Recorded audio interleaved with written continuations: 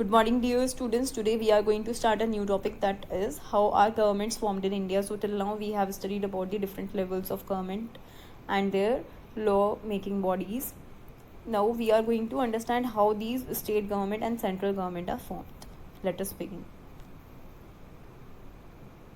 So India has multi-party system. In India there is not only one party which will contest in the election. There are several parties which compete with each other and every party tries to win.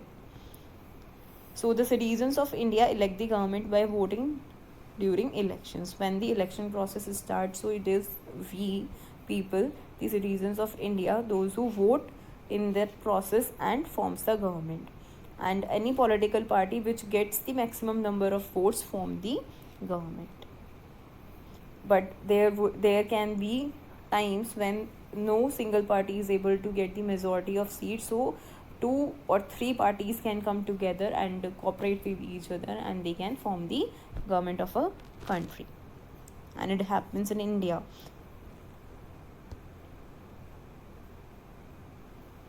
So election commission. So what is the function of this body? So Election Commission of India has been set up to hold free and fair elections in the country. So this body is responsible for conducting the fair elections in our country.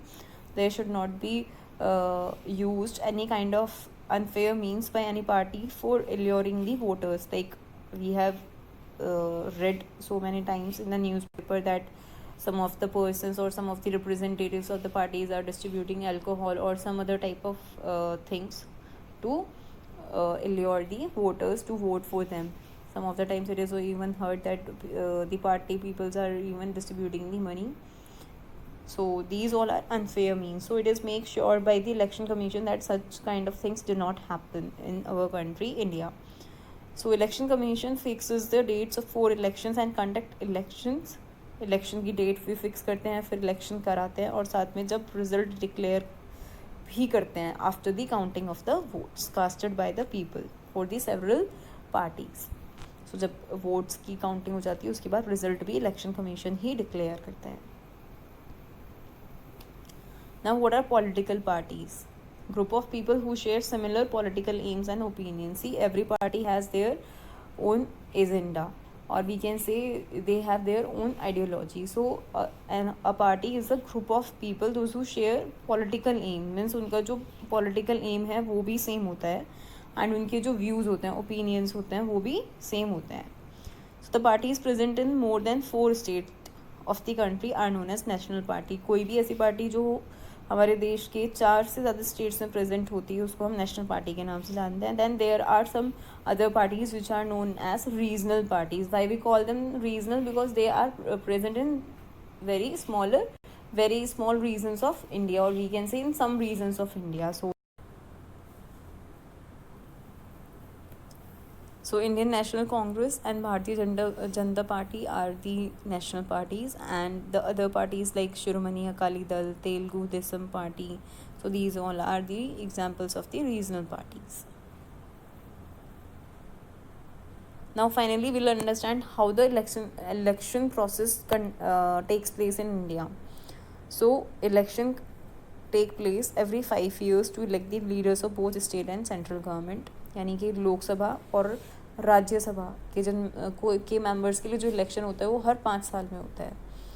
The whole country is divided into smaller units called constituencies for holding election. So हमारा पूरा country छोटी छोटी units में, जिनको हम constituency के नाम से जानते हैं, डिवाइड किया जाता है और हर कॉन्स्टिट्यूएंसी से number of candidates contest in the election. यानी कोई एक पर्सन नहीं खाली एक कॉन्स्टिट्यूएंसी से कॉन्टेस्ट करेगा. There will be a number of people, means more than one. There will be number of people those who will contest in the election.